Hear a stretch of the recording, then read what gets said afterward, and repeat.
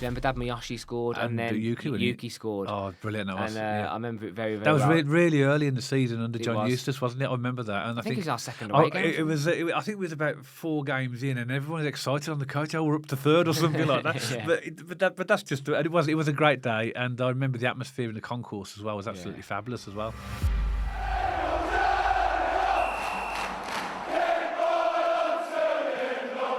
So welcome back to BCFC Royal Blue. Now, last time out for Birmingham City, we picked up a fantastic 3 points away at Preston North End. And once again, we're on the road. This time it's Bristol City. And in this podcast, myself and Matt are going to preview the game, give you a bit of information about Bristol City, and maybe give our thoughts on who we think the starting lineup will be. So I think I can say for both of us, Matt, this is one of our favourite away trips. It absolutely is. Ashton Gate's one of the ones. You know, when the fixtures come out, that I always try and pick it out. Yeah. I definitely top 3 of the season for me going to Bristol City. Me too. Yeah. First of all, just to apologise, I'm a little bit poorly, so if I cough on the podcast or I end up pausing, just give me a minute. I got a little bit of a chesty cough. But yeah, looking forward to it, Dad. Both teams coming into this off the back of 2 good wins. Bristol City beat Southampton. We beat Preston away. So both teams are going to continue that. Bristol City, I'm sure you're going to have it, Dad. Remind me, are they up to 4th now? Or 5th? They're 4th. They're 4th. So they're having a very good season. Of course, last season, Dad, they've built on that from making the playoffs. Didn't quite work out for them, obviously, against Sheffield United. But for them and their team, considering they're usually a pretty stable, safe mid-table team, their fan base will be buzzing with a playoff position last season and being in and around 4th and the playoffs again this season. So, yeah, should be a good game. Ashton Gate's one I'm looking forward to. But again, I know we seem to say this a lot because the Championship's a difficult league, but when you go away to 4th, it's going to be a test, isn't it? You know. But we felt the same though when we played Preston, because they were right up there. They weren't in the playoffs. I think they were around about 6th or something like that when we played them. So it's strange, isn't it, when you look at the fixtures compared to last year? Every game looks like a difficult one. Everyone, particularly when you're away. Especially away, that's the key, isn't it? Because we know we're good at home and we have to win our home games, but every away game in this league, for different reasons, is challenging. I think so, but I think the results against Preston will give us a lot of confidence going into this game. But I think that Bristol City are a good footballing side. They made a good start to the season, as you mentioned. In the first 5 games, they were unbeaten. They won 3 and drawn 2. But then they went on a run of not winning their next 4 games. And now the last 2 games, they seem to be bringing it back in again. So they've had like a fantastic, brilliant first few games, then a bit of a blip, and now they seem to be on back onto the winning trails. Just described the Championship, Dad. Yeah, I suppose in a nutshell I have, haven't I? There's some good results in there as well. Obviously, the first game of the season, which, as it's turned out, doesn't seem to be as spectacular as it would have been then. They beat Sheffield United 4-1 at Sheffield United. But obviously, with what we've seen with Sheffield United, even though they are starting to turn it around now, that was a result that raised a lot of eyebrows at the time. But they in terms of victories, they've beaten Hull as well. And we saw what a good side Hull were. In terms of coming to us, so in terms of, they're quite a resilient team. And they beat Sheffield Wednesday 3-0 away. Then lost, I think the big surprise for me was when they lost at home to Oxford. That was their first defeat of the season. I think that took a lot of people by surprise. Tell you what, though, Dad, did you see some of those Oxford goals, though? Yeah. They lost to some absolute screamers. But yeah, I mean, I think that took everyone by surprise, didn't it? But Gary Rowett and Oxford, they can turn up a few surprises, can't they? So, well, I think you just described the Championship, man. I think their only other defeat as well. So in fact, both the games they've lost this season at home, with QPR at home as well. So they seem to be better on the road at the moment than they have been at home. So, and we have, I would suggest that out of all the teams in the league, this is the team that we traditionally have done quite well against. I know history; it's a new game, a new 90 minutes. But even the Bristol City fans admit it, Dad. They admit the Blues in recent years. Yeah, a little bit. Yeah, I think we do quite well at Ashton Gate, don't we? And the last time we were there, we won 2-0. Remember Dad Miyoshi scored and then Yuki scored. Oh, brilliant that was. I remember it very, very well. That was well. really early in the season under John Eustace, wasn't it? I remember that. And I think it was our second away game. I think it was about 4 games in, and everyone was excited on the coach. Oh, we're up to 3rd or something like that. But that's just it was a great day, and I remember the atmosphere in the concourse as well was absolutely fabulous as well. Yeah. Back then, Blues fans, we were singing on the concourse, "Man City, we're coming for you." Remember? There was clearly a bit of false optimism and buzz of the fan base, but. Looking forward to it, Dad. And as you said, I'm sure you're going to carry on, but they're a dangerous team, Bristol City. Yeah, So I mean, they in terms of form-wise, their away form is the second best in the league. Of course, they aren't away here. I think they're 13th home form. They're very right by us. They've got exactly the same points at home that we have. And as we said, they lost a couple of games at home, but they've got the highest goals scored, clearly behind Coventry. Then there's obviously Coventry on 31 goals scored. And then you've got 31. and Bristol City and Hull on 19. Yeah, look at Coventry. I mean, they got the top 3 goal scorers in the Championship, haven't they?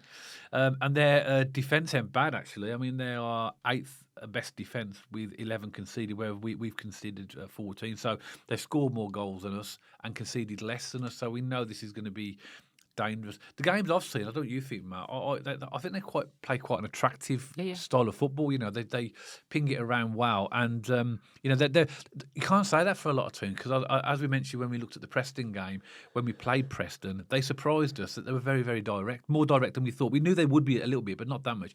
Bristol City, I don't think they tend to want to sort of play the ball.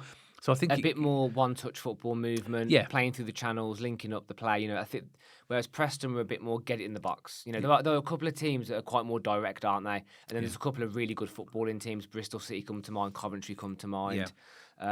Teams that like to play football, break you down, and break you down that way. I think they're quite a progressive team.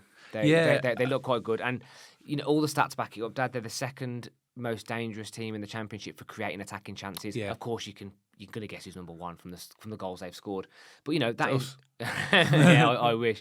And then number 2 for creative passes, being successful in the final third as well. So what I'm encouraged by though, their dad, clearly they're going to get the ball in our box a lot in this game. Just they're the home team. They do play good football. They are going to come at us, of course, in that nature. But look at what we did against Preston. We were so resilient. We were so determined. Our defence really stuck in. We'll get onto the Blues team in a minute.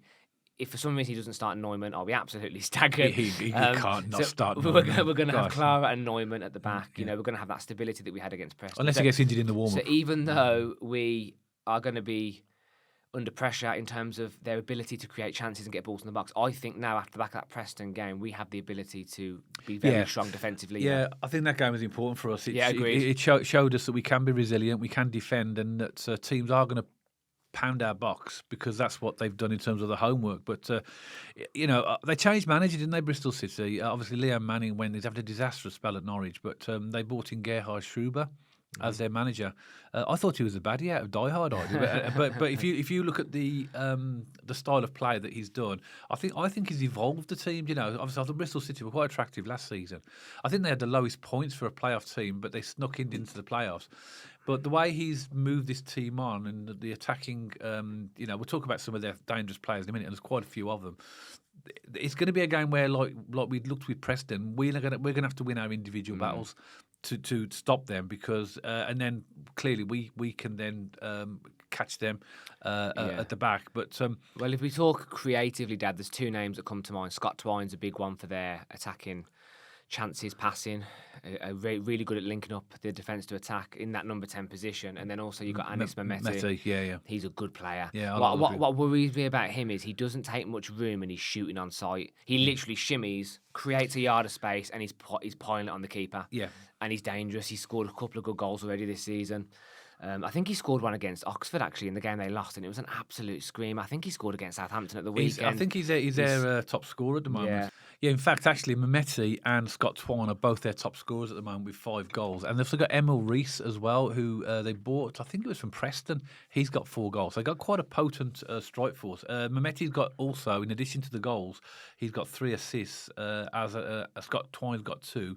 And also Ross McCrory, who's a right back, he's got 3 assists as well. Right. So basically, they're clearly, you can tell because they're the second biggest goal scorers in the Championship at the moment. They're clearly a potent force. But whenever you see fullbacks making goal scoring contributions, you know they get a lot of balls in the box, don't you? Yeah. Because again, when you look at the likes of even our Cochrane now, getting balls in the box, Leif Davis, those kind of players just love getting balls in the box, don't they? So the old traditional fullbacks don't really exist anymore. No. They're all expected to come forward and contribute, and that's just the way the modern game's evolved. And obviously they've got a few, but he sets them up as a. Well, there are some very slight variations, but he has mainly used a 3-4-2-1. So that will be Emil Rees as their number 9. The 2 behind will be Mehmeti and Scott Twine. So clearly there's a big good supply line behind them. They have Mark Sykes on their right and Burgos on their left. I think they bought him in as well this summer. But at the back they've got Rob Dickey as well. I mean, he's a unit. I like Rob Dickey. He reminds me a lot of, Jan Vestergaard of Leicester, big lump of a player. He reminds me of the Adams family. He's got that zombie look to him. But no, you're right. That tall, just no nonsense physical centre half. Their sixes are Adam Randall and Viner. Is it? Adam Randall's a good player, Dad. Yeah. I mean, to be honest with you, Matt, there's good players all over that pitch, and I think they have got a few injuries at the moment. But the players I've just mentioned all featured. That was a setup in their last game at home. So these players, unless they got injured in that game, are likely to be a very similar starting lineup to the one that started against Southampton. In fact, actually, that was an interesting game because Southampton scored first, didn't they? And then Bristol City again, just basically from what I saw, overpowered them. And I only watched the highlights, by the way. Obviously, we were our game, weren't we? We were watching that. So from what I've seen, they just completely overpowered Southampton. Yeah. What I like about Bristol City as well, Dad, we've spoken a lot recently about teams that get it out wide and get balls in the box. And they do that, but actually they're quite dangerous inward. Yeah. They come inside the pitch as well. Scott Twine, I think he's a fantastic player of those little dinking runs, those little passes. Yeah. Very creative kind of player, and he does very well of switching it up out wide and through the middle as well. So they kind of bring that level of unpredictability. Yeah. And also, playing into your point that you mentioned earlier, they're a progressive team. They're playing good football, so they like the ball. Yeah. We've had times this season, Dad, where, especially last season as well, where Blues are so used to having, 60, 70 odd possession. We're not going to get that this season as much. No. And we're certainly not going to get it against teams like Bristol City. They will try and control the ball. They like to play football. They were football inside. I mean, I could see this being around the 50-50 mark. I think we'll have just as much of the ball as they will. I think it'll be a bit of a 50-50 we spoke about this, didn't we, against Preston, Matt? We had less possession in that game and won the game so our focus has always been on, as Chris Davis refers to, keep possession and pound the rock, right? But that's not working this season, though. So we have to adapt. But I saw a bit of adaptation against Preston, and I think maybe he might adopt similar tactics against Bristol City. You got to bear in mind they're the home team, so the onus is going to be on them to come at us, which they will. But they have got skillful players, but they are beatable. They've lost twice this season at home already. We, I think, have the confidence now based on Preston to go forward and maybe put in a similar type of performance, and you never know. These are the type of games that could literally, they're on a knife edge, aren't they? They are, yeah. Very close. On paper, very close. I think with the Preston performance, we've given ourselves a bit of confidence going into this one. And so places like this, you've got to go and compete. But, I think that we, based upon our performance against Preston, we'll go there with a bit of confidence. So do you want to go on to the Blues team and see what? So I'll do the back line this time, because I think you did it last time. Yeah.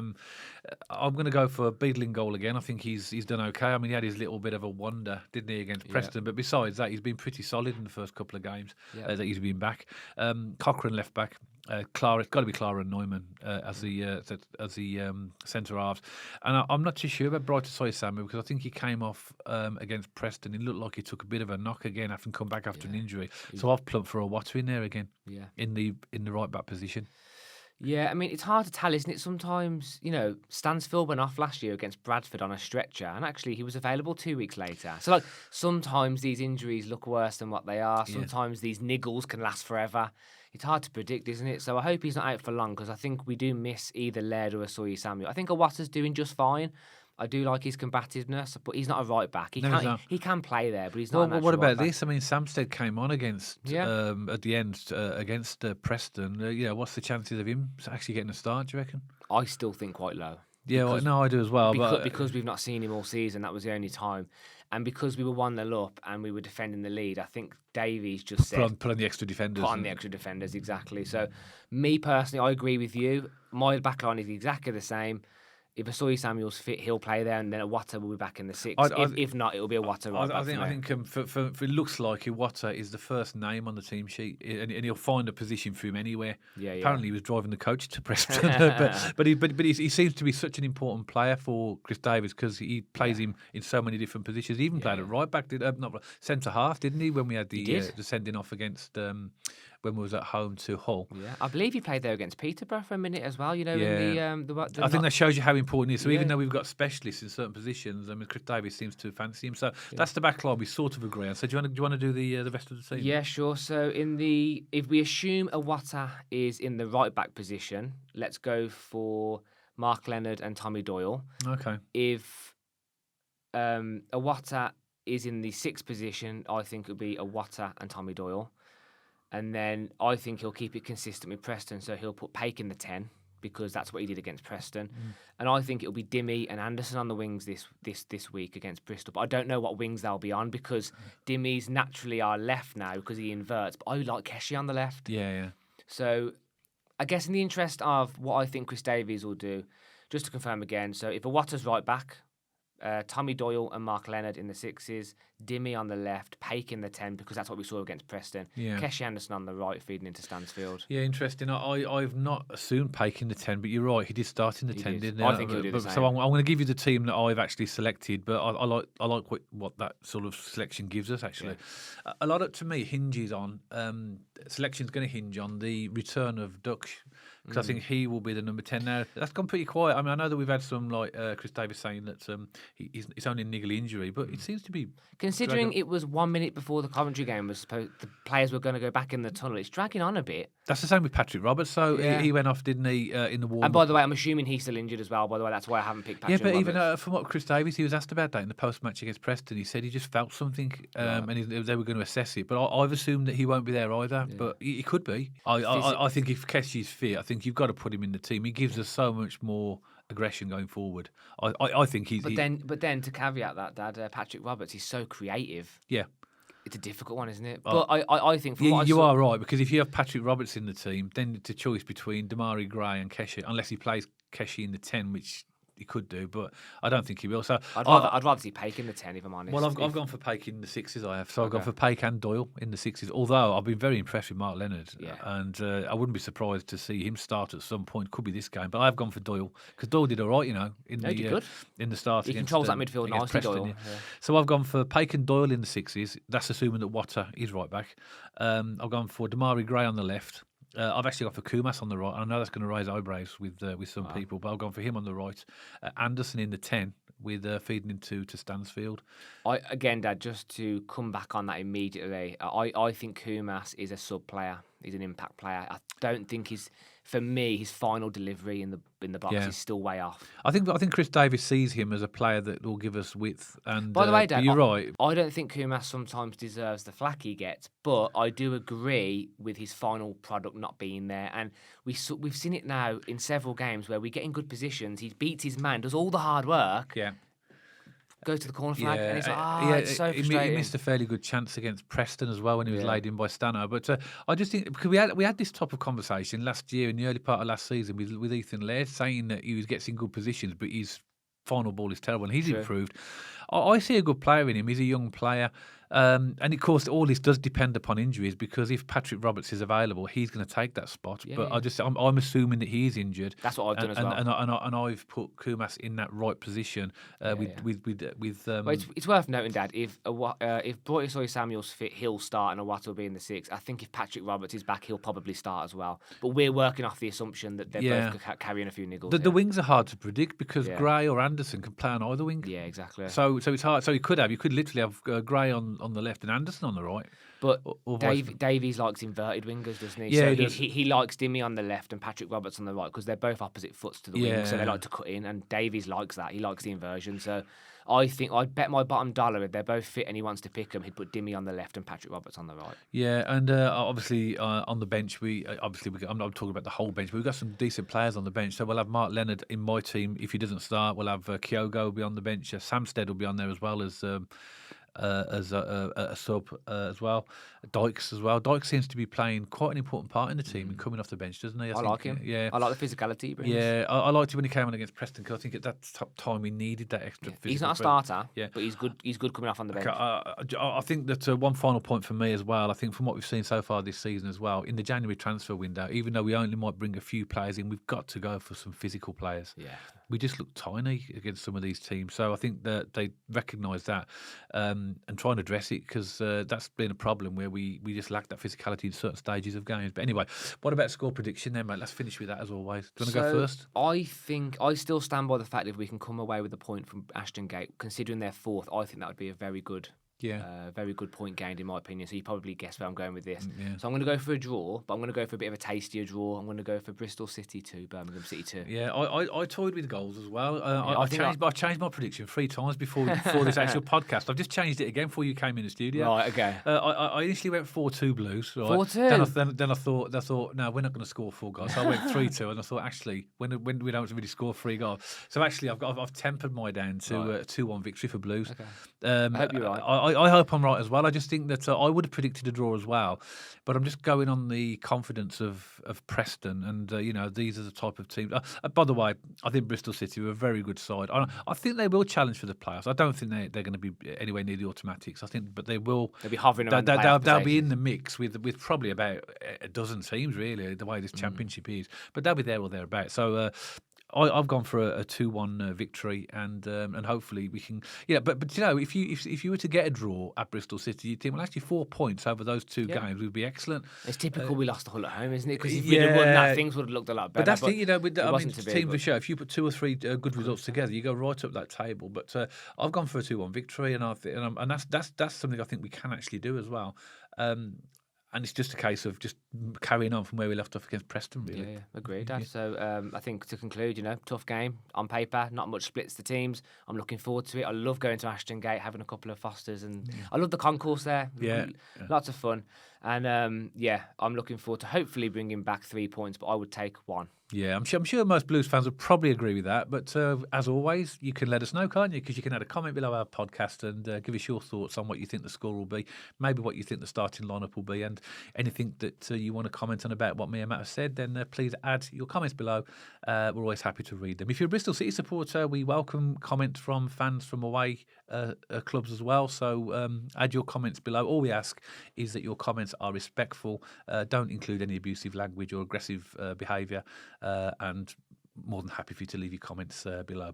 As always, hope you enjoyed the podcast, and if you did, don't forget to give us a thumbs up. And if you like to watch or listen to your podcasts on Spotify, you'll also find us on there. If you haven't checked us out on our other social media channels, Instagram or X page, you'll see the handles appearing on the screen for all of these channels right now.